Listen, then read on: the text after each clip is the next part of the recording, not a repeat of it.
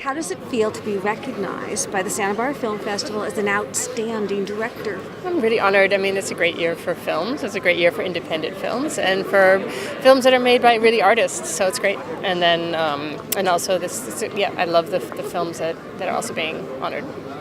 And how were you able to compile so much material for this incredible documentary before the story even broke? Well, I mean, that's what I've been doing for a long time. So you develop instincts for like how to follow a story, and part of it is sort of knowing where the threads might go. And there's a lot of uncertainty as you're going, but I've been making films for a long time, so I just followed my instincts.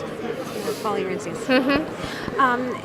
And what is the takeaway that you'd like audiences to have from this film? I mean, there are a number of things. I mean, in terms of surveillance, the power that comes with having this much information is something that we should be aware of and we should be concerned about, and that we should know about. It shouldn't happen in secret.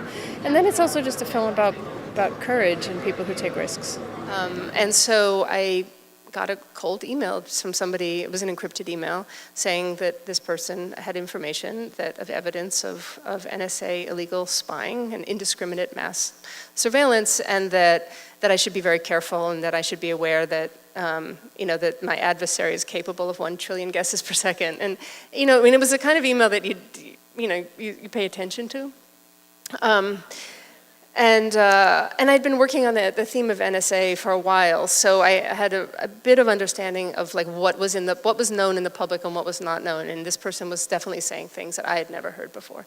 But I was very cautious. My first instinct was, I think this is legitimate. That was all my sort of intuition went that direction. But then I'm also, I'm careful, and was worrying about other things. I mean, a non-thing, whatever. It wouldn't matter. If he was crazy, whatever. It's no big risk to me. It just would be a waste of time.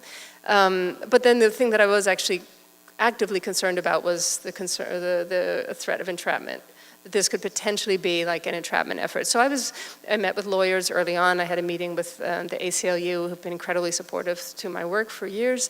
And I just said, walk me through what are the risks? What is happening in the administration now in terms of targeting journalists? What are the lines I don't cross?